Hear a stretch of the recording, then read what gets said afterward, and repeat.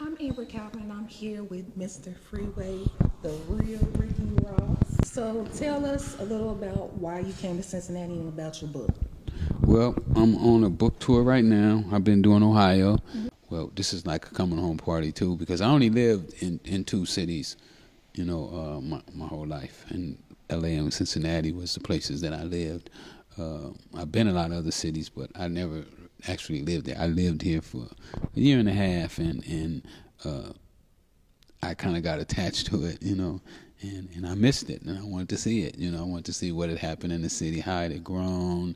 To be here was just like, wow. And the welcome home I got has been crazy. Also, I've been out on my book tour. It's been a wonderful couple weeks. I've been on the road like 2 weeks now. I'm just out pushing the book.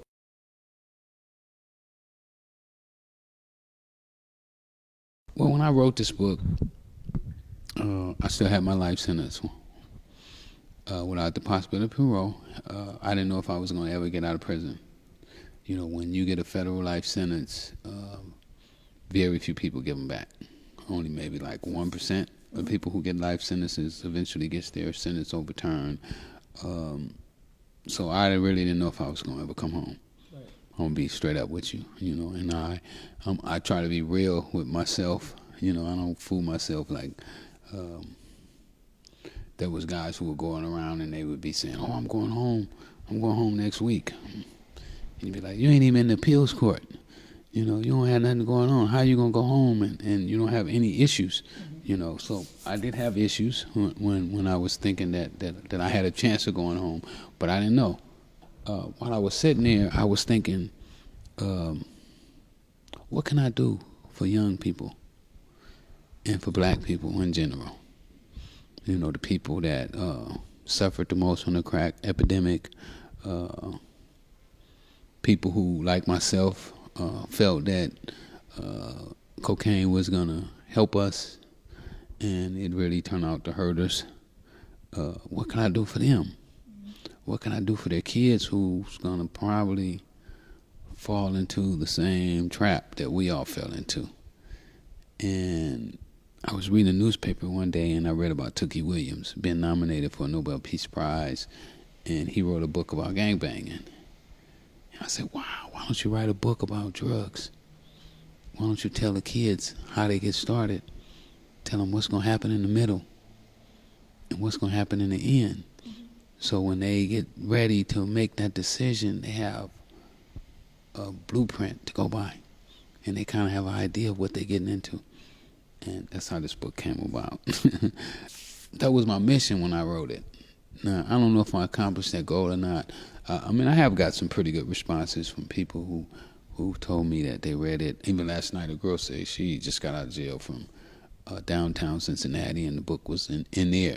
I'm like, my book is inside the jailhouse in Cincinnati. So I'm just imagining that it's probably floating around the country. As for how did I get out of prison, I taught myself to read and write, and I found out that the way they were charging me with the 3-strike laws wasn't correct. And I was able to show them their error, not at the district level, but at the appellate level.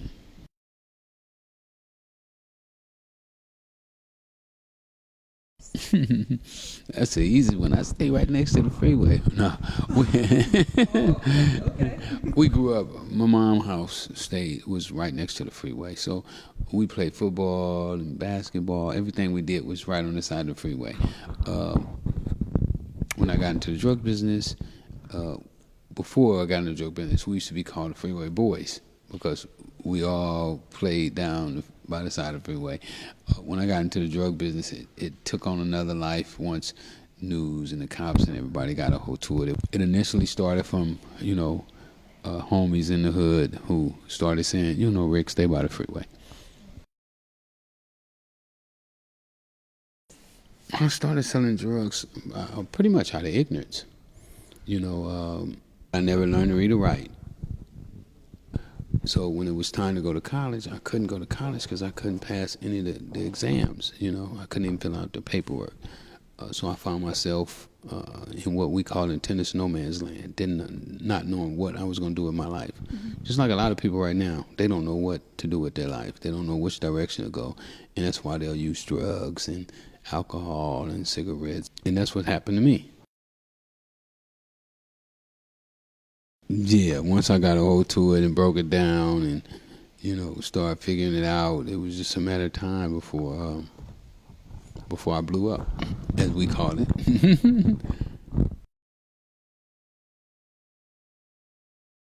My mom, she didn't like it. My mom was really, really Christian. So when I first started selling drugs, she used to think I was the devil and just all kind of nonsense, Eventually she calmed down and accepted it, but always was a little uptight about it. But my other brothers and sisters, they all loved the idea that I was selling drugs. They respected it. I got busted by a couple guys that I brought down to Cincinnati with me. They got reckless and careless, and they got busted, and then they called me saying that the police didn't want them, that the police wanted me.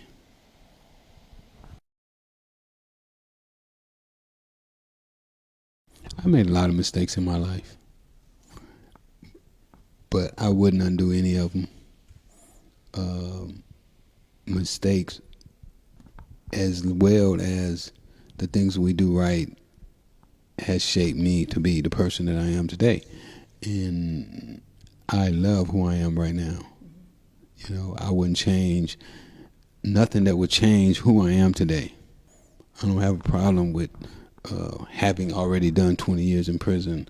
I didn't want to do it, but now that I've done it, the things that I accomplished while I was doing it, I feel blessed. I looked up to a lot of people at different times. Tookie Williams, somebody we just talked about. I remember when I looked up to Tookie, I looked up to a lot of the Crips because I recognized the camaraderie that they had, and I had never experienced that before. I looked up to Arthur Ashe. I looked up to my mom. My mom was single. She had me, my brother, my sister, and she adopted 3 of my cousins who mom and dad both got killed. Or one died and one got killed. Rick Ross, who is that? Oh wow.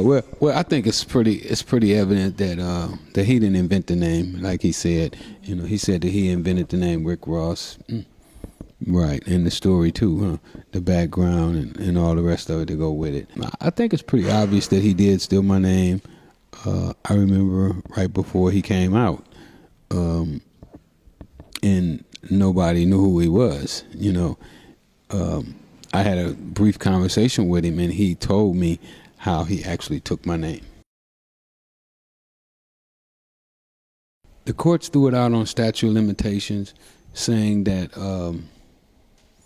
I should have filed my lawsuit 5 days before I got out of prison, and therefore I ran out of statute of limitations, meaning that I could no longer file charges against him in order for me to accomplish my goals of winning the lawsuit.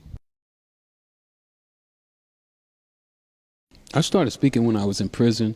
I started going to the Nation of Islam, and I would speak from time to time. I went to a couple other programs, and they would allow me to speak.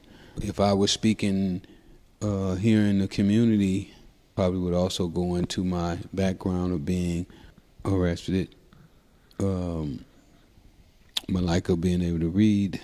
I